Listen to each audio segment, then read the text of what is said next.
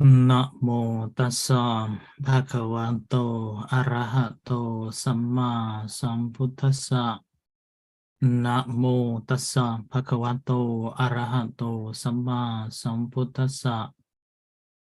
Namo tassa bhagavato arahato samma sambuddhassa. May I pay homage to Triple Gem, the Buddha, Dhamma, and the Sangha. And I pay respect to Venerable Sumana, who is the Chief Abbot of London Mindfulness Meditation Center, and all the Venerable monks, their Upasaka Upasikas, and everyone.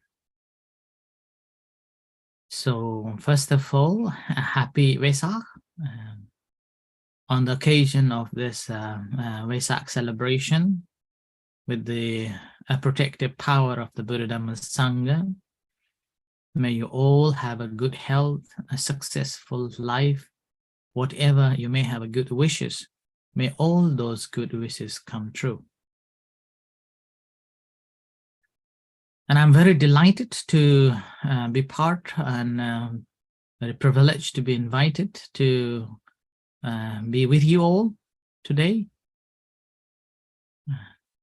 to give a short reflection and some guidance to you all. So Vesak is Vesak Day is one of the very important days in our Buddhist calendar, that as a Buddhist we should be celebrating and also remembering the Buddha, the compassionate Buddha. And this Vesak celebration, again, we have to remember that it is not only for the Buddhist anymore. United Nations also celebrates it now as the day of Vesak. So it's been over 20 years that the United Nations have adopted this Vesak Day as a day to promote peace and harmony in the world, and particularly this crisis and this critical situation in the present-day world. I think that this celebration of the Vesak is very important to remember the Buddha's teachings and spread the peace and harmony for the good and the benefit of many. So Vesak Day has got the different names. Sometimes it is called the Vesak Day, start off with V, Victoria, and other writing is called the Vesak Day, starts off with W. And then meantime, in Thailand, it is known as Visakha Puja Day, which is again a holiday in Thailand for a couple of days. And in Nepal, it is known as Swaya Puni, the Purnima, or the full moon of flowers, which is quite similar to Japan. Hanamachu. In Japan, it's called Hanamachu. Hana means flower. So it's a day of celebrating the flowers. And in Korea, it is called Sugga Tansin Il. That means the birth of the Buddha, celebrating the birthdays of the Buddha. But overall, nowadays, the full moon day of this Vesak, also known as the Buddha Purnima. Buddha Purnima. Now, Vesak, sorry for my throat.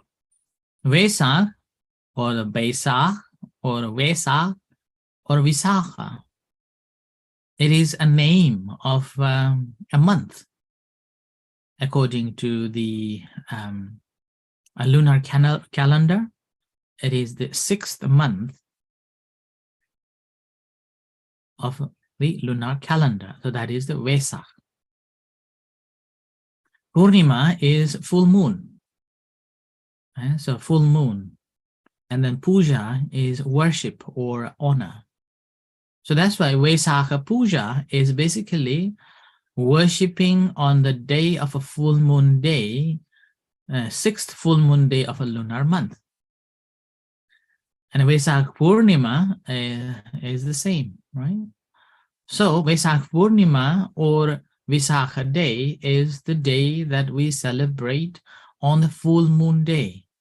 And our significance of the celebration is basically celebrating the Buddha's life history. So on the day we believe that the Buddha was born, which is again 2,640 odd years ago. His enlightenment, so 2,600, about 10, 13 years ago. And then his parinibbana, passing away, 2,555 years ago, 65 years ago. So that's why a Buddhist era, we begin with 2,565 years, which is the day of the Buddha passed away. If you want to know when he was enlightened, you have to plus 2,000 plus 80, so plus 35 years on 2,565 years. So that comes the enlightenment year. And if you want to know the year of his birth, then again, you have to add 80 with 2,565 years. So if you are good at maths, you already got the number. But if you're not, then I will let you think about it. That when the Buddha was born, when he was enlightened, and when he passed away, how long ago, which year. Yeah? So that's why we are celebrating these three major events in Buddhism on the Vesak day. So that's why Vesakha Puja is one of the very important days to the Buddhists to celebrate the Buddha, the compassionate one who showed the path to us to free ourselves from all the problems. The three events are, number one, his birth. Now, do you know that when he was born, where he was born? So he was born in Lumbini, current Nepal. So Lumbini is a place which located in Nepal now. So in terms of the historically, in terms of spiritually, Lumbini becomes World Heritage as a place where the Buddha was born. A person who developed himself from ordinary person to the extraordinary person. So that the birth was in Nepal. And then second, his enlightenment, or called Samma Sambodhi. So his enlightenment was also take place after he was 35 years. So remember, he was born in Lumbini in Nepal. He was a prince. He was born as a prince. He had a parents as the king and queen. And he was raised in the palace. He was raised in the palace and studied very hard. He was a very good student.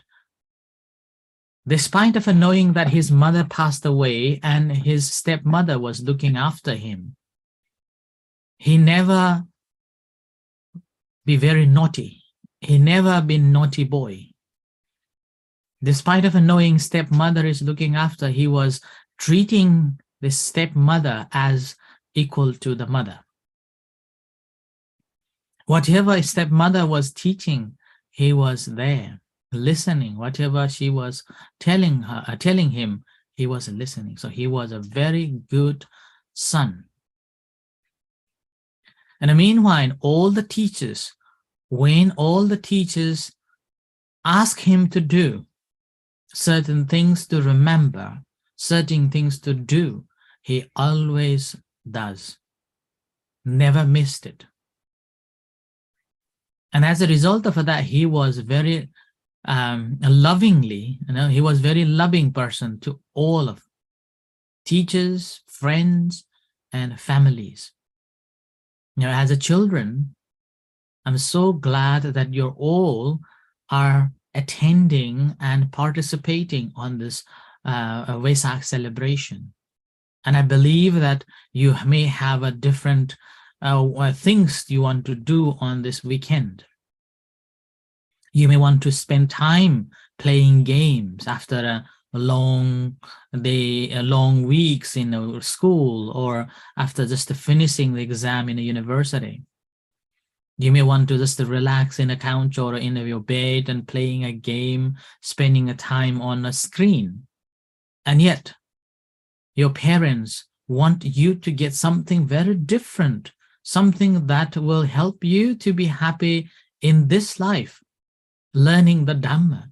And that learning the Dhamma, not only helping you in this life, it is going to help you further next life too. So remember, when parents are telling you to attend these Dhamma classes and never miss it, it is really, really important to notice, really, really important to remember that as a Buddhist, first priority is to learn the Dhamma, so that we know how to use this Dhamma whenever the crisis comes, whenever problem comes in our life.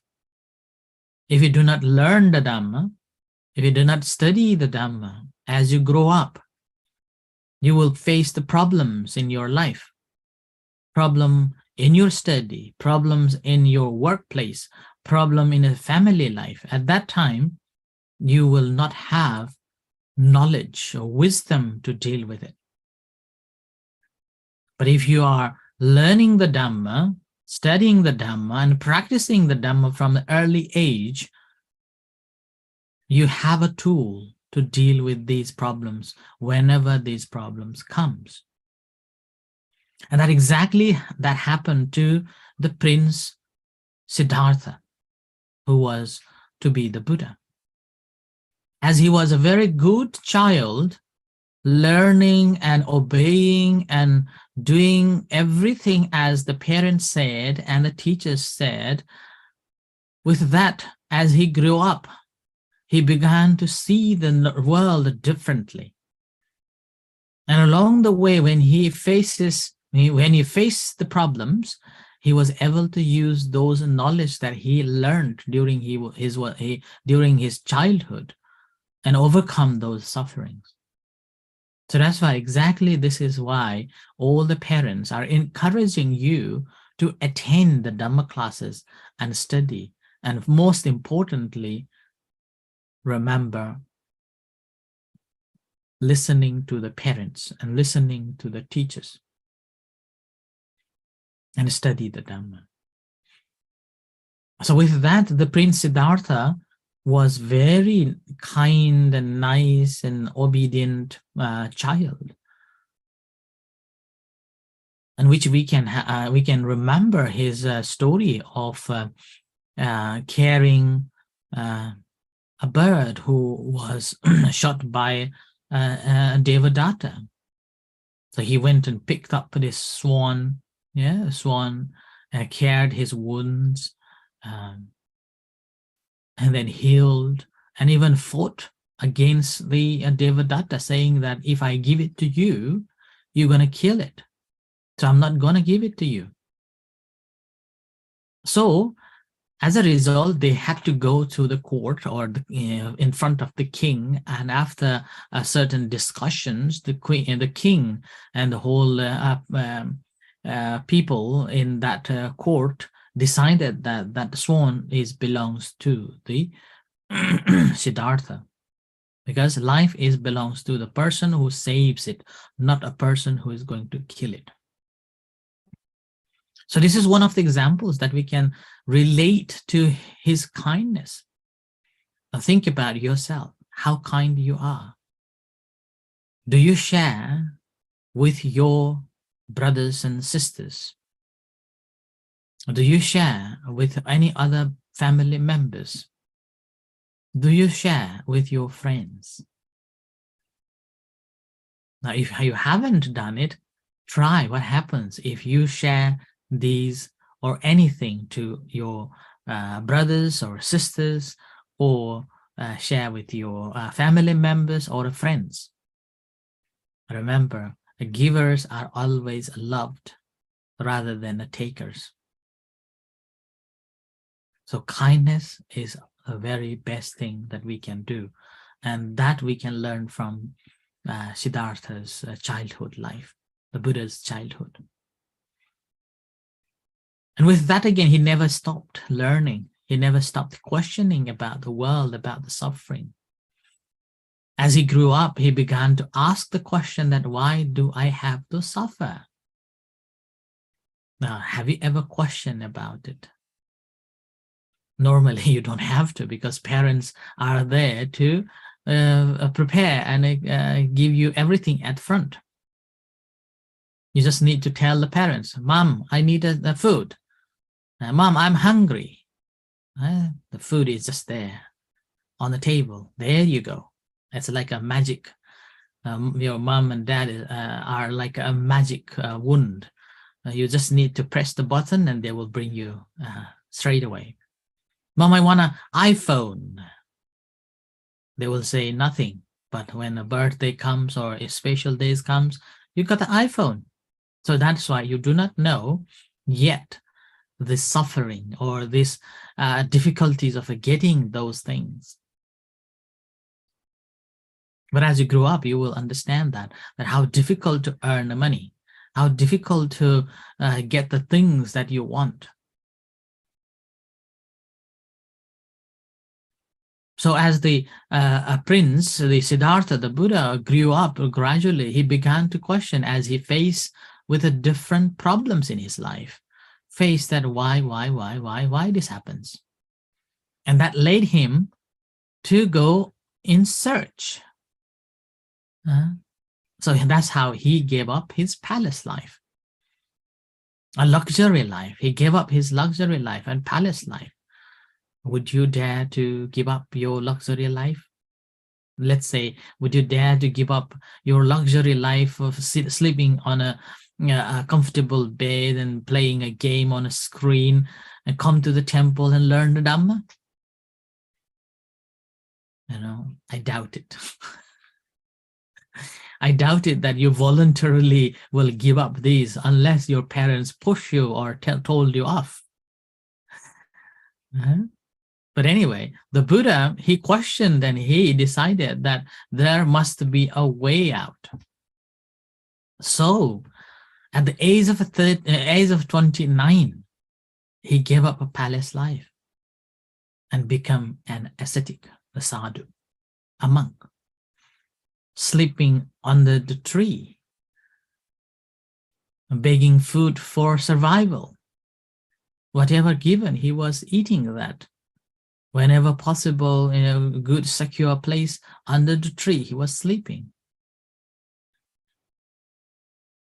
For 6 years, he went on sleeping like that, eating like that, and went on to search the teacher who could teach him. And then, eventually, he realized at the age of 35 that, all these sufferings simply because I have a desire. I want.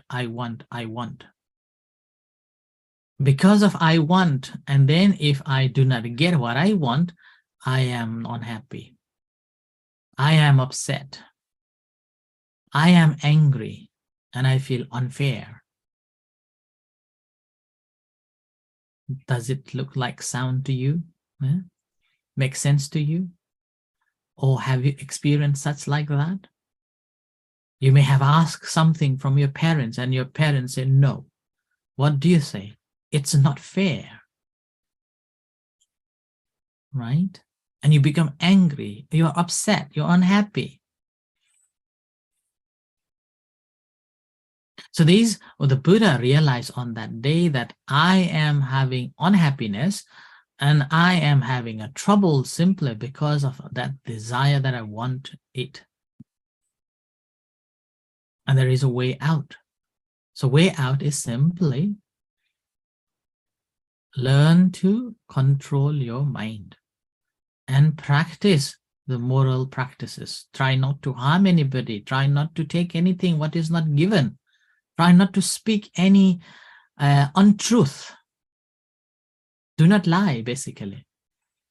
These are the basic fundamental teachings. If we follow, you become a real person, a good person. And most importantly, controlling your mind. Now, controlling our mind is so important and so difficult. Have you ever noticed? And it's so difficult to notice. Again, just to close your eyes and try not to think of anything. It's very difficult. Now, suppose if you were playing games on a screen, and you suddenly had to stop and come to listen the talk or attend the Dhamma classes at that time, where is your mind? You must be thinking of that game, and you must be thinking of, oh, I should have done this way, I should have done that way, I should have moved that way, and goes on. See, it's very, very difficult. So that's why practice of controlling your mind basically helps you to understand that what is good, what is bad. And then if that is bad, try to remove it. Let's say bad behavior, bad attitude. Taking that away from your mind. Why? Because that is not only disturbing you, not only making you feel upset, but also making others upset. Your parents will be very angry too. Your friends will be very angry too. Maybe they will they will cut you as a friend for a long time, or maybe never be friend again, like that. So that's why we have to take that bad behaviors, bad attitude away from our mind, from our life, and then put the good attitude, good behavior. What happens with that? A good attitude, a good behavior, what happens? Good attitude will help us to see things very differently in a positive way. Everything becomes nice. Everything becomes good. And our behavior will change from bad to the good. Speaking kindly, helping each other. Now, in terms of helping each other, I just would like to pick up a few things. Now, first thing is, when you wake up, do you make your bed, or you wait until your parents or your mom or dad comes to come and make your bed? So if you're really loving your parents, try to make your bed every day when you wake up. So that is the love. Do not wait until your parents to come and make your bed. The second thing that I want to express here, that normally after we have eaten, your parents will be washing your dish. Now, can you help your parents washing your own plates, or helping washing the plates, or clearing the washed plates, drying, helping a mom, helping a dad? Or have you ever hoovered the house before your parents order you to do? So these are a little help that you can do at home, and that helps your parents be proud. See, little things you can learn, you can change. So that's why it's very important. And that's entire teachings of the Buddha comes under that. Do not do any evil things, right?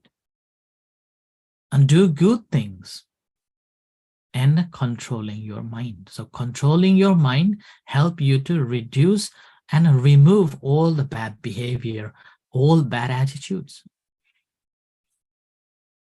And then improving and maintaining a good behavior and good attitude.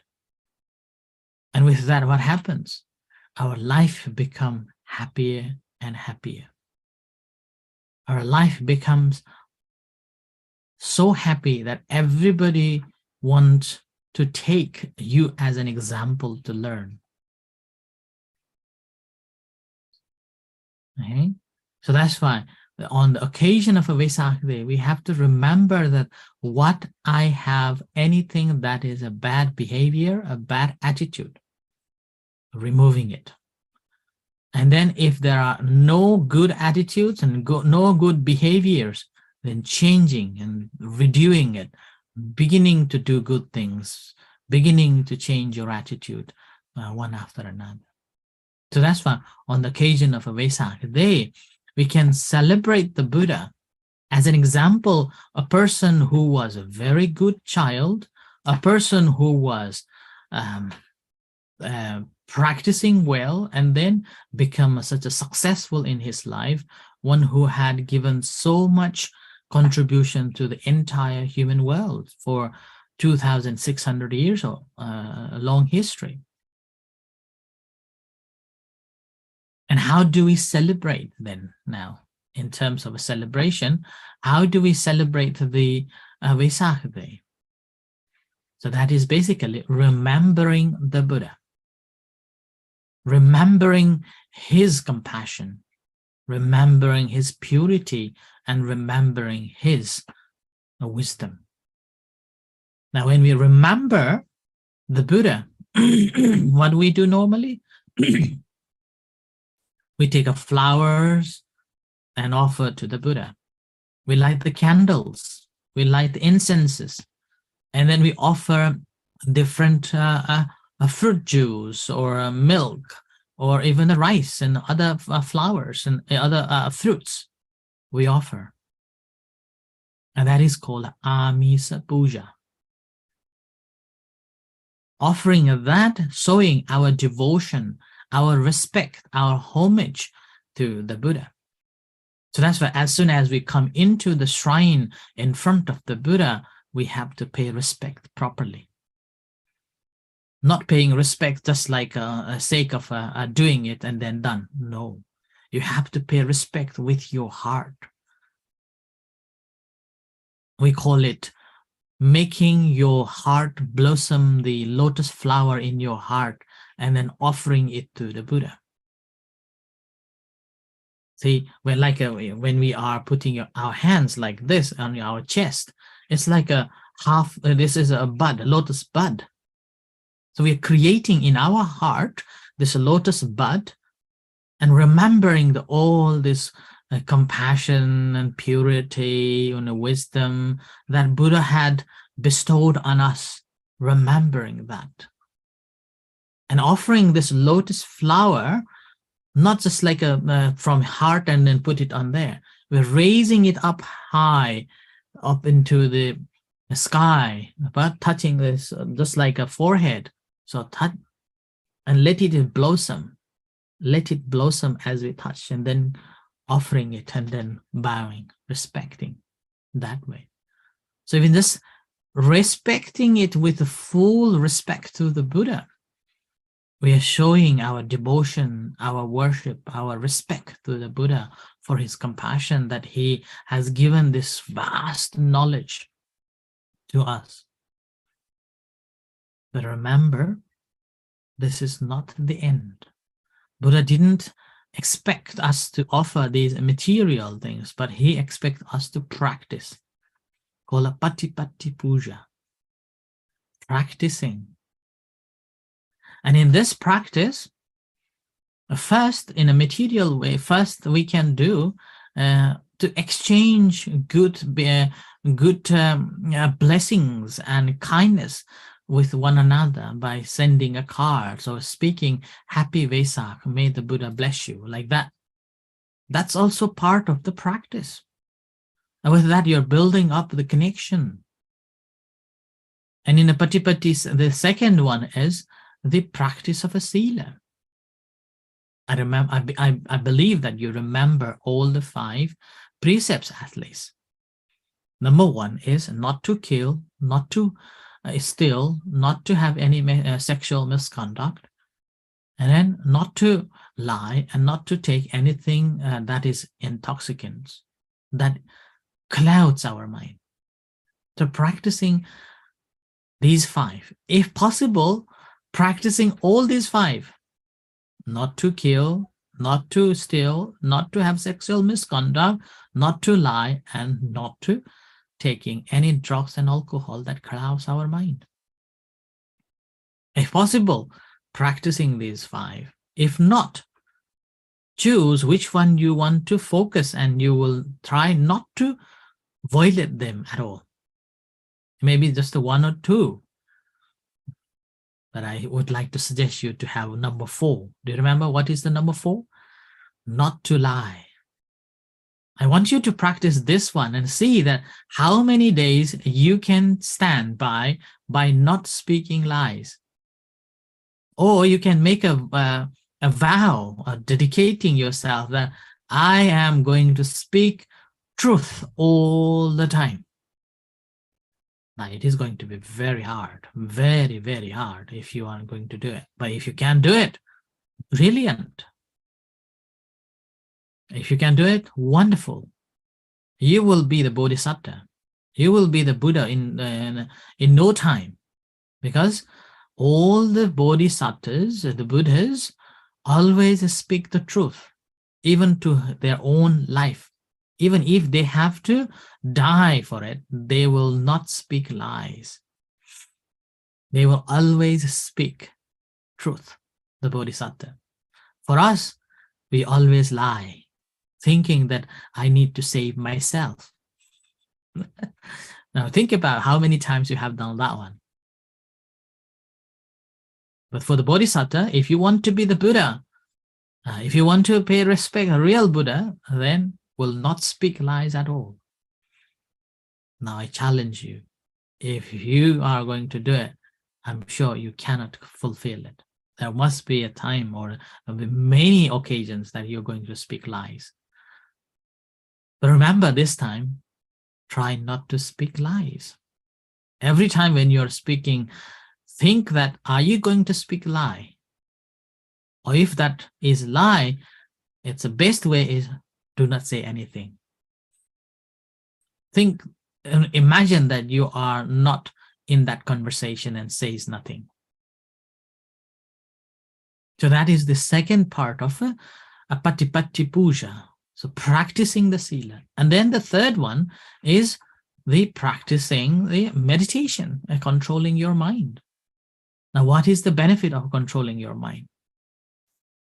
Because always we are engaged and we are always emotionally upset. When things get what we want, we're happy. When things do not get what we want, we are unhappy. We want to play games. And parents force you to come and study the Dhamma, participate in this Dhamma school. What happens? You feel upset, unhappy. You don't want to be here. Your mind will be just sitting there, and then you're thinking about your game. You're unhappy now. Same, maybe you want to go with your friends outside, play games. And your parents say, oh, no, today is a Dhamma class here. Today is a Vesak Day celebration. Dragging you to sit and listen the Dhamma talks from the sadhus. And you feel unhappy, you're upset. A good child will not be upset when the parents told you to do things that is beneficial for you and good for you. A good child will be always obedient to the parents and also teachers. And because of that, what happens? Our emotion is always changing, always feeling unfair, always feeling not good, always feeling upset, sadness, and so on. And if you do not recognize this process, what happens? You become more upset. I remember yesterday there was one boy about 10 years old. He was playing a game. And because yesterday was the day that they came to the temple to do the Vesak celebration, attending the temple. Now, he didn't want to come.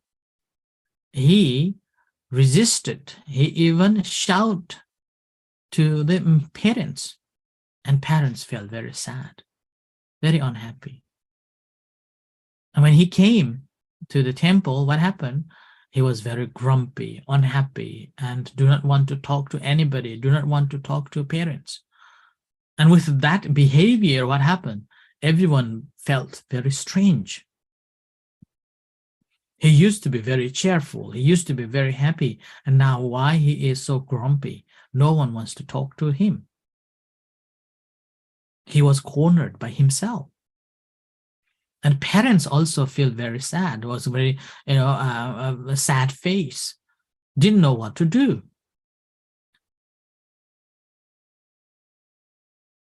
And yet, parents brought him to the temple with a force. So that's fine. When our mind is upset, when we are behaving in a very negative way, that not only affects you, but also affecting so many people. So our every action has a reaction that affects to ourselves and then to others. That's why Buddha's teachings is always remember when parents tell you to do something, be obedient and helpful. And this practice of meditation help you to recognize that I am feeling unhappy. I am feeling sad. When you recognize that, rather than thinking of your anger, rather than thinking of your upset, just take a few long breaths. Yeah? Take a long breath, full stomach, and taking a breath out. Doesn't matter how loud it is, it's okay. Like that. And even just taking a few breaths that you're consciously breathing in and out, help you to overcome. And you become fresh. Your mind becomes more clearer. And with that clear mind, you know what happens? So the whole atmosphere changes. And that same happened with this child yesterday. When he came, and that time, after I told him to breathe, after seeing his grumpy face, I told him what happened. Take a long breath. And then realize that he didn't want to come. After his mind is cleared and he come back to normal, and he said, I didn't want to come to the temple for the Vesak. I wanted to play my game. My mother dragged me here. I wasn't happy. But now I'm okay. See, the benefit of coming to the temple, benefit of studying the Dhamma, benefit of watching the breath. And after that, he was playing with other children, his friends. So like that. So that's why meditation doesn't matter how long you do. It's a matter of your doing. The moment when you pay attention to it, it changes. Your emotion will change. And suddenly everything becomes clear. It's like have you seen the pond? Yeah, a pond is very dark. As all the dirt subsides, goes to the bottom, water becomes clear. So our mind is same like that. When we become angry, when you become upset, when we become unfairness in our mind is clouded with so many dusts. and it's closed up. We cannot see through what's going on. But the very moment after we have settled down and all the dust settles on the bottom of the pond, we see everything what's in there. Different fish, golden fish, brown fish, and so on. You can see clearly. Same in our mind. We will be able to focus properly, and we see surroundings, and we can engage with them, with people around. So that's why meditation is a very, very important. Very, very important. So that will help you to gain. So I would like to invite you to practice meditation. Right? So sitting in a comfortable position, right? Remember, leaving everything at this moment, leaving everything behind. Do not worry about your friends, what they are doing. Do not worry about your parents, what they are doing. It's a matter of you are sitting still. And gently close your eyes. As you close your eyes, you may want to move your hands, you may want to move your legs, you want to scratch here and there, goes on. And in this case, ordering you, saying that, no, I'm not going to move. I'm going to stay still and close my eyes and watch the breath, breathing in and breathing out, and see what happens to the breath with your breath. When breathe in, what happens? When breathe out, what happens? You can check yourself. You may take a long breath in, see what happens when the breathing in, going through the stomach, going through the lungs and settles in your stomach. When you breathe out, the belly pushes and all the breath coming out through the lungs and through the mouth and nose coming out. So what happens when you're observing that?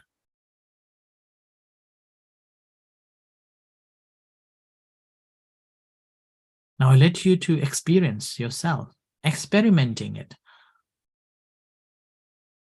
Sitting still, watching the breath coming in and going out.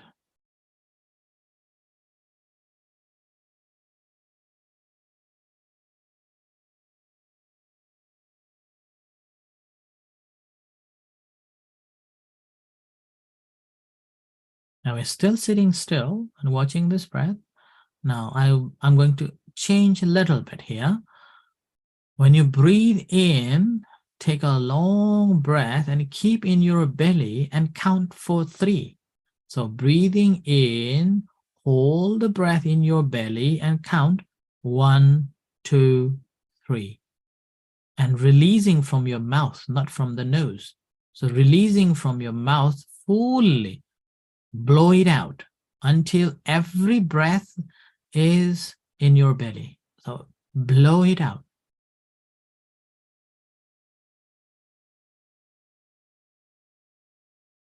And when after you have blown all the air out from your belly, do not take the breath in straight away. Hold the breath. Do not take the breath in 3 times. Count 1, 2, 3. And take a breathe in from your nose, not from the mouth now. Breathe in from your nose. And hold the breath in your belly and then count 3. 1, 2, 3. And blow it out from your mouth. 1, 2, 3. Like this, we will practice 2 times. So breathing in long. Hold the breath. 1, 2, 3. And blow it out from your mouth. Full blown. Or let all the breath out and count 1, 2, 3. And take the breathe in from your nose. Breathing in. Hold the breath in your belly. Count for 3. 1, 2, 3. Breathing out from your mouth. Blow it out. 1. The blow after you have blown it out all. Before you're taking in 1, 2, 3. Take the breathe in from your nose. Goes in. Keep in your belly. Count 1, 2, 3. Blow it out from your mouth. 1, 2, 3. Take the breathe in from your nose. Hold in your belly. 1, 2, 3. Breathe out blow it out from your mouth. 1, 2, 3. And now do not do anything. Just settle your body and relax. And watch this breath just simply going in and going out. Do not force, do not hold, do not count. Let it flow like the river. Water flows in a river.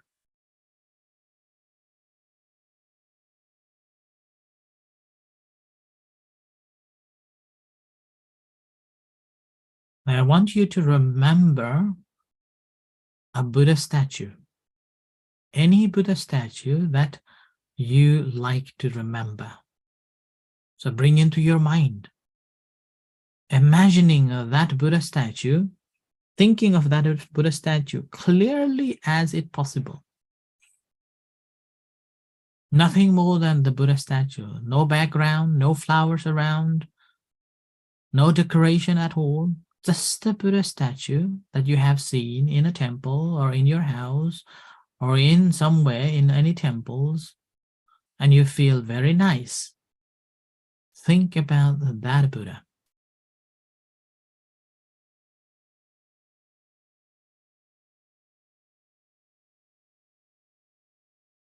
Making sure that you can see it very clearly.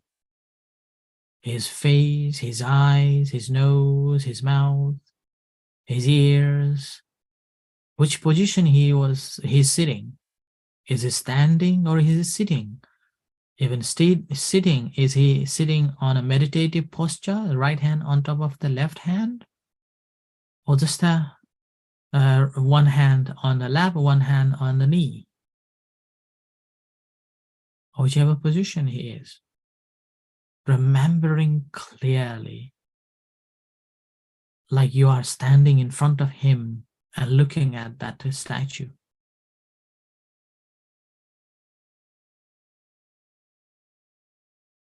And once you have seen the statue so clearly, smile to him. Physically smiling, and smile to the Buddha and saying, happy birthday. Happy birthday. See, what is the response from the Buddha? Buddha may be smiling at you.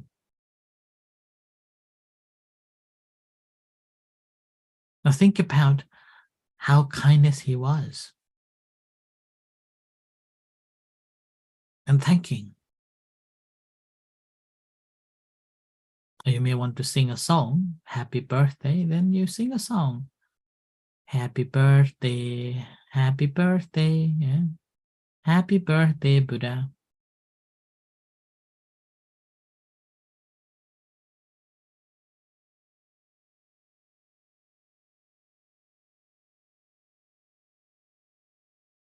And as you visualize this Buddha smiling at you, bring that kindness and quality, the kind qualities in you, that touching your heart. Feel your heartbeat, buk, buk, buk, buk, buk, buk. Or if you can't feel this heart beating, smiling again. Smile. See, when you smile, you feel the connection with your heart. When you feel the connection with your heart, think up. Free yourself. sharing the loving kindness and compassion to yourself, telling to yourself, may I be happy. May I be happy. Feel the happiness from bottom of your heart. May I be well. May I be free from suffering. May I be free from troubles of a body and mind.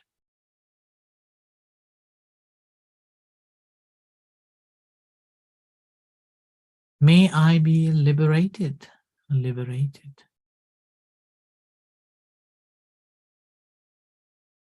Now put your hands on your lap.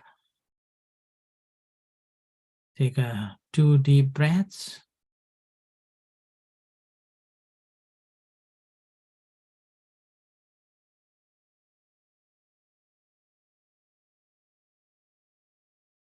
Think of your mother. Bring your mother's face in your mind. Smiling, caring, loving face.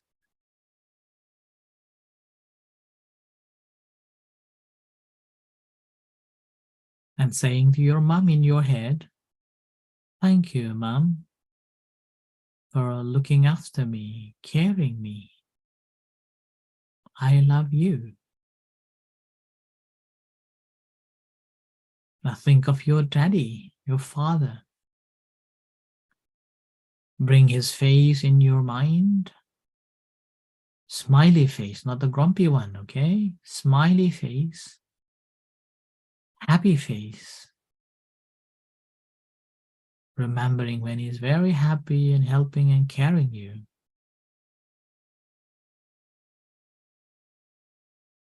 And saying in your head to your father, thank you, Daddy, for looking after me. I love you.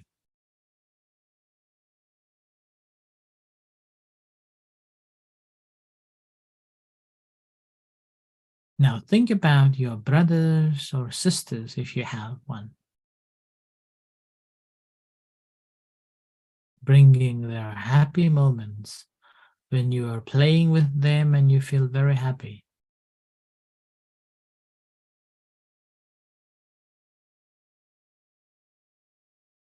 And smiling with them and saying, thank you, my brother. Thank you, my sister, for playing with me, being with me. I love you.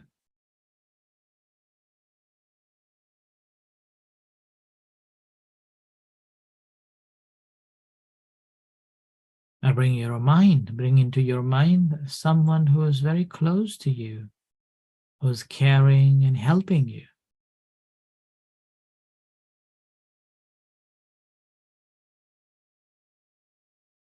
And thank you. May you have good health and happy life.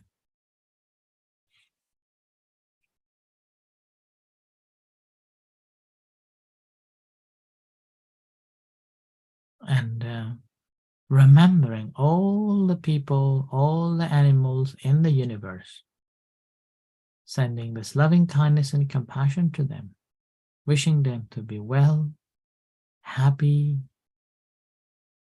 no illnesses, no danger may fall upon them. May all beings be happy.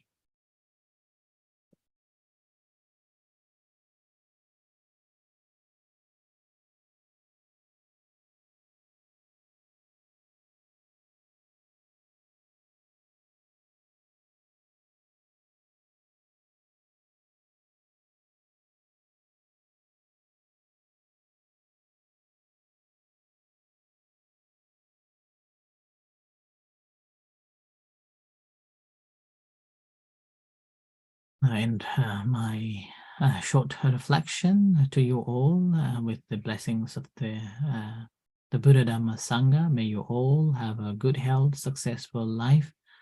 Whatever good wishes you may have, may all those good wishes come true. And happy Vesak. Sape Buddha Balapatta Paccekanan Jayang Balang Arhantanan Jatejena Rakhang Vandami Sabbaso Sabbabuddhanubhavena Sabbathammanubhavena Sabbasanghanubhavena Sada Soti Bhavantu Te. Sadhu, sadhu, sadhu. Happy Vesak.